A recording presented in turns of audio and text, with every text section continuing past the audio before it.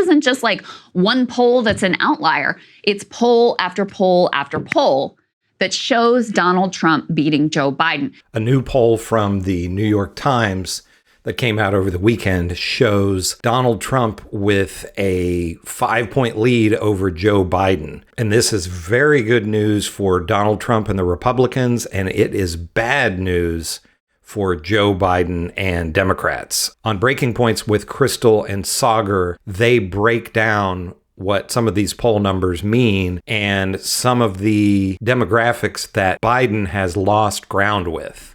From a brand new New York Times Siena poll says if the 2024 election were held today, who would you vote for if the candidates were Joe Biden and Donald Trump? Donald Trump at 48%. Joe Biden, 43%. 10% say they don't know and or refused to answer. But the next one really delves into so many of the problems that Biden faces with various different groups. Trump has a +4 lead. Amongst men, Trump has a +7 lead. This one actually takes skill. Amongst women, Trump has +1 lead. That's never happened before when Donald Trump was on the ballot. Amongst whites, Trump +11. Amongst Hispanics, Trump +2. Amongst blacks, it says Biden +51. However, Krystal, that could be deceiving because you're actually supposed to be leading by 70 amongst black Americans. You're not supposed to be leading by 50. I've talked here before. If just 10% of the black vote goes differently, then Republicans would win some 300 something votes in the Electoral College. Now, them breaking down these various demographics, this is where it really shows how much trouble Joe Biden is in. Men, and white men in particular, have for quite a while been a demographic that tends to vote Republican and that likes Trump more than maybe some other demographics. But the fact that Trump is +1 among women when he has bragged about the fact that he got Roe v. Wade overturned by the Supreme Court justices that he was able to put in place, that's really bad news for Joe Biden. You would think that Biden would have a much higher number among women. And as they said, Trump seems to be gaining, or maybe Biden is losing among non-white voters. We've never been in a situation, either with Hillary Clinton or with Joe Biden, where the Democratic candidate was behind Trump. And consistently, this isn't just like one poll that's an outlier. It's poll after poll after poll that shows Donald Trump beating Joe Biden.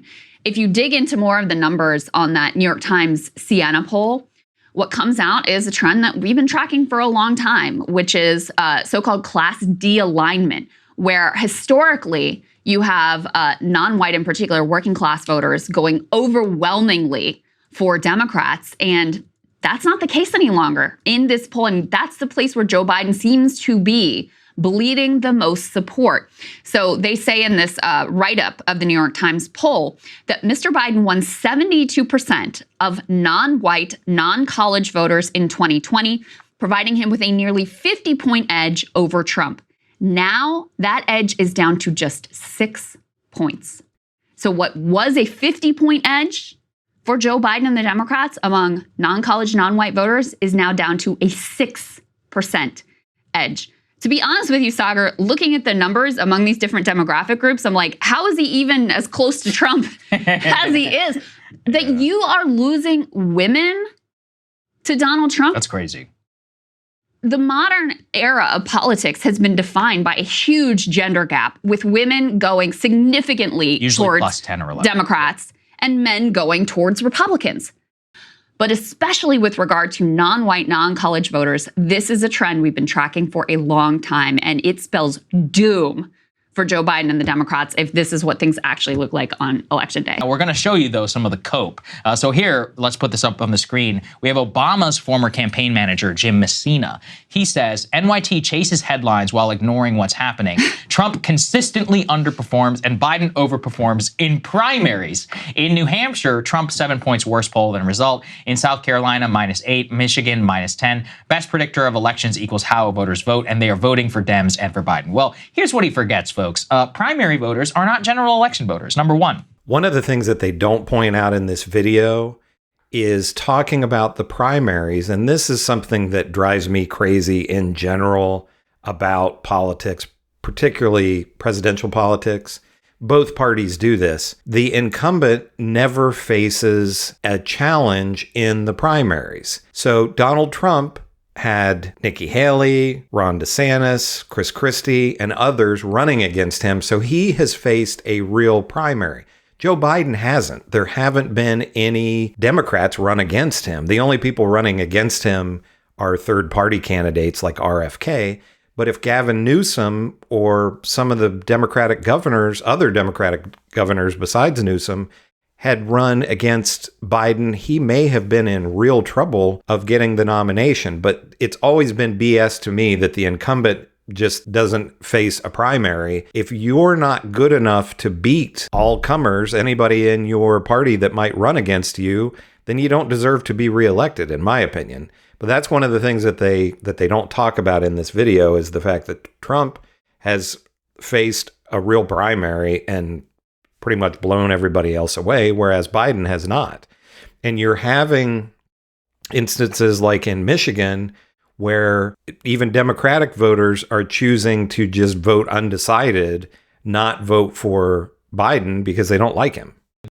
Now, here's another point that they bring up that I really like about sort of Democratic establishment operatives, how they view the electorate and how they view Trump.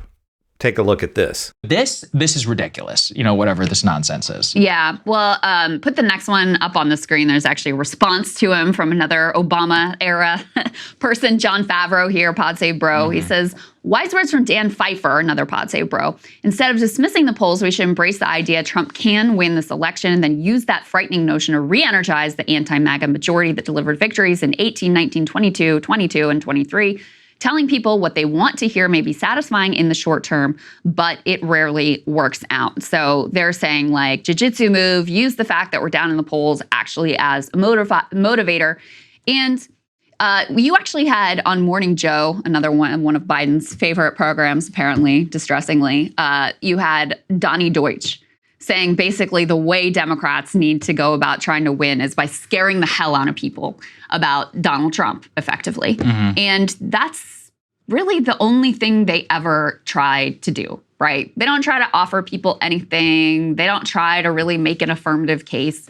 They are still banking on going back to that same old playbook of, yes, but Trump. So you may be pissed off about X and Y and Z, but Trump, so you got to stick with us and you got to vote for us.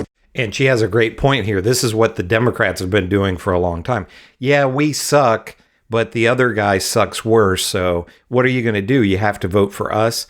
How many times can they keep doing that? They started it with Hillary Clinton in 2016, where you had Hillary Clinton and Donald Trump were the two most unpopular candidates to ever be nominated. And, but they rolled Hillary out there and Trump won. Then in 2020, they pretty much pulled out all the stops to give Biden the nomination. You had Bernie Sanders beating Biden in a couple of primary states early on. And then all the candidates dropped out so that Biden could get the nomination. And like I said, you're not going to have a true primary with Joe Biden. You have candidates that aren't really offering anything to the people to say, hey, these are all these great things that Joe Biden has done, and this is why you should vote for him. It's like, no. You have to vote for him because if Trump wins, then it's the end of democracy or blah, blah, blah, whatever. Democrats can't keep pulling the same game over and over and over again and expect that they're going to win. Anna Kasparian on TYT broke down this story as well, talking about how Joe Biden is not popular among even Democrats, let alone Republicans. And it's not so much that Trump is gaining any popularity. He kind of stays about the same place he's been for a long time, but that Joe Biden has lost so much favorability and popularity. 48% to 43%. That's the largest lead Trump has ever had in a Times Siena national poll. So remember, we've been repeating that Biden would have to win nationally by 5 points in order to clinch victory. But it is now replicated in many polls that Trump has a lead over Biden nationally. And then when you get into the nitty gritty and look specifically at the swing states, the states that are critical for Biden's victory, Biden's not performing well there either. And so this New York Times Siena College poll very likely looked at some of the swing states, but for the purposes of their recent reporting, they haven't put the data out yet. But it's likely that they will in coming days. Now, equally concerning for Biden is how unpopular he is among his own base of voters.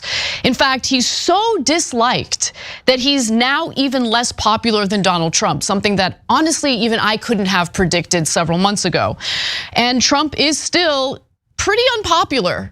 Okay, unpopular as he was 4 years ago. So it's not that Trump has necessarily increased his support, although he has among certain demographics slightly. It's that Biden is so unfavorable among Democratic voters and, quite frankly, independent voters who are the kingmakers in elections oftentimes, that he's really struggling in the results of these polls. So let's get to some of the other results from the New York Times Siena College poll. Let's put up this graph, which shows you some of those results. So for instance, in October of 2020, Biden had a 52% favorability rating. Now he's down to 38%, while Trump is still hovering at 44%. So again, it's not that Trump has increased his favorability. It's more about Biden decreasing his favorability. Now, it also tracks then that nearly half of Democratic voters said they do not think that Joe Biden should be the nominee. It's not that Joe Biden or the Democratic machine cares at all about what the voters think, but nonetheless, according to this poll, 46% said that he should be the candidate, while 45% said that he should not. So once again, somewhat like the 2016 election that was between Hillary and Trump, you once again have two candidates who are not popular among the general populace, among the general voters, and people are saying, give us somebody else other than these two guys. We don't want this again. And it's insane and unbelievable to me that out of a country of 330 million people that we can't, these are the two best that we can come up with. They're old, they're unpopular, their policies are not great, in my opinion. But what do you think? Do you think these poll numbers are accurate? Do you think Trump is, right now, it looks like would beat Biden pretty easily? Or do you think there's still a long ways to go, several months left in the election, and Trump is facing all these potential, well, he's facing all these legal charges, but things seem to be going pretty well with that in regards to the Supreme Court ruling that just came out today that he is able to stay on the ballot in Colorado. And with that ruling, he wouldn't be able to be removed from any other ballots in other states. But what do you think? Does this seem accurate, or do you think they're way off? Share your thoughts in the comments. Make sure to like and subscribe.